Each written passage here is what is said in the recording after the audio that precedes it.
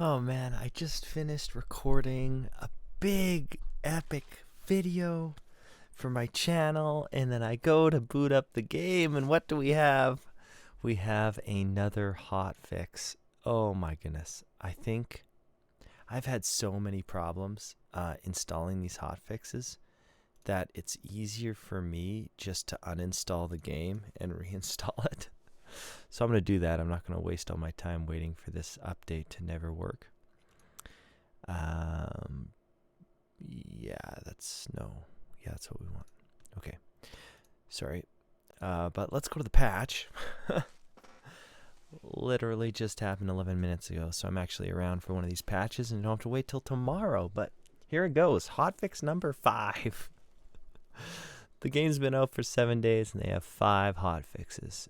Today marks the 1-week anniversary since our Steam Early Access launch, and it warrants an extra beefy hotfix full of significant performance improvements, balance changes, stack size increases, 32x9 support, quality of life additions, 8 new shields, art and audio polish, localization, and bug fixes. As always, be sure to share any issues or feedback with us. Performance. Further improved quality settings for better performance when at higher visual quality. Optimized rendering of volumetric fog. Yeah, I had weird stuff happening with fog in that the Riven Twins boss was a nightmare. It was so hard to see his blobs that blow up beneath you and that stick around during the fight. Reduced resolution transparency rendering tech for GPU heavy overdraw situations. Significantly reduced unnecessarily memory allocations across many game systems. Improved handling of asset unloading to reduce performance degradation over time. Track down and improve several sources of CPU side stuttering when the game is loading assets. Optimized instant. Wow, that word. Instantiation costs for various often used visual effects and characters. It's like instant, but initiation, but I don't know how to put those two words together. Reduced mutex contention cases that cause performance stutter while streaming content. Optimized icon texture resolution and memory consumption. Optimized sacrament rooftop models and textures. Rooftops everywhere. Multiple smaller general CPU optimizations for better overall performances. So they are just on a wild goose chase. Hacking, plugging holes. Sounds like a lot. I couldn't tell you what it means. Quality of life. Added ability to deposit all items from the player's inventory. Whoa, that matches the types already in the selected chest. I know for controller players this is a big deal. They posted a Twitter poll, and quality of life was the number one thing, which was shocking for me. But I'm playing on a mouse and keyboard, so I just don't have the same struggles that that console or controller players have. Whereas things like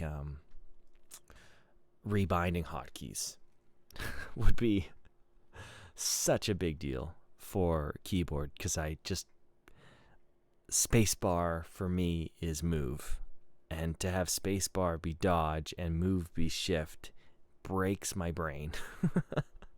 And it's been so annoying, and I want to put stuff on my mouse, etc. Like having dodge on my mouse would be amazing, but that's what the votes were. So we will get key rebinds. I just need to wait a little bit longer. Default chest sorting changed to sort by type. Enhanced durability system for tools and armor, ensuring correct values are displayed and used. Okay. Settings. Increase supported aspect ratios to 32x9. Blah, blah, 32x9. Not going to affect us lowly 2-screen players. Loot. Increase stack size of cooking and crafting materials 25. Great.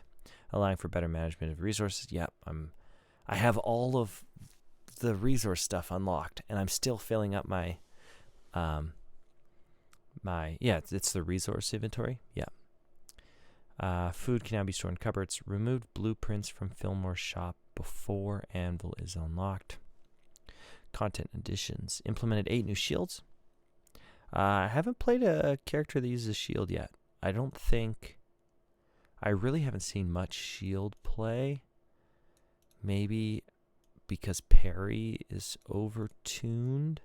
Parry just seems better than blocking right now. Localization. Widespread improvements to translation and localization. We fixed typos, updated NPC dialogues, and ensured consistency across various languages. Yeah, I was getting French. And I mean, I'm Canadian, so I can read it, but it's a little unexpected. Fixed UI translations, including screens for house buying and management, equipment, and warning messages. Implemented better localization handling mechanisms for NPC names and dialogue. Cool. Major balance revisions to provide a smoother experience and prevent high-level items dropping too early. Adding stamina costs for pairing with shields. Wait, so they're making... Oh, it's... Wait. Oh, interesting. Okay, this... See, here's the thing with patch notes. It'll be one bullet, but there is a iceberg of things underneath this that we just don't know, and that we'll learn from experience. But man, there's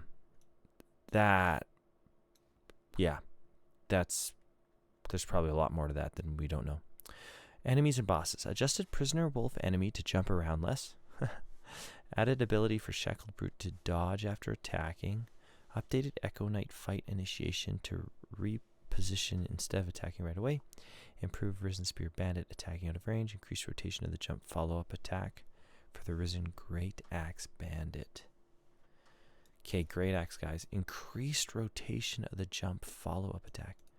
Okay, yeah, I honestly found that my experience is the jump attacks did not make sense. Like, the characters were turning mid-air,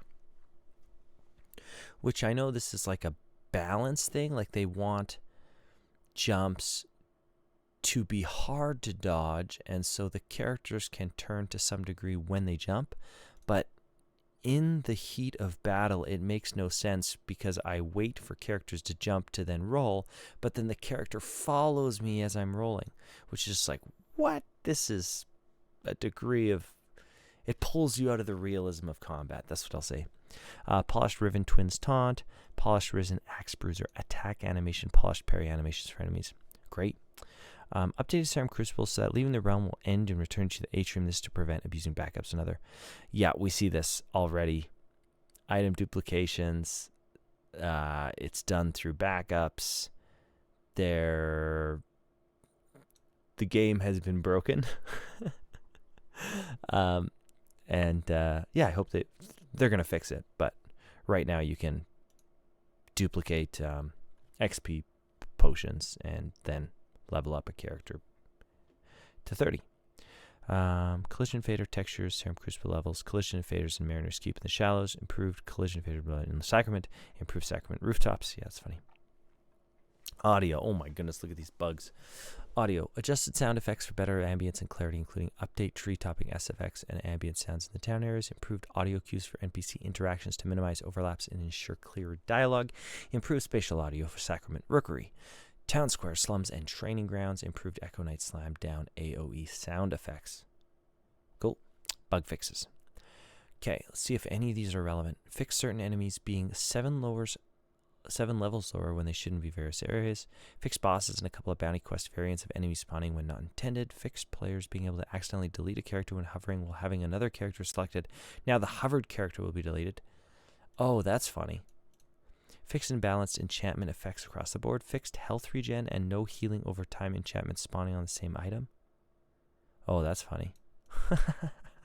Just a completely bricked item.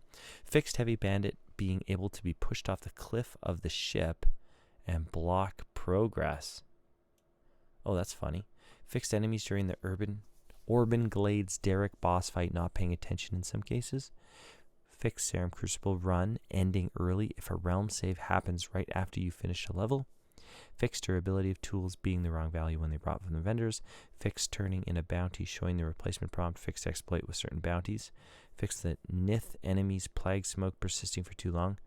Yeah, I died to that. trying to click on a whisper. And I just died. It's so funny. It was, yeah.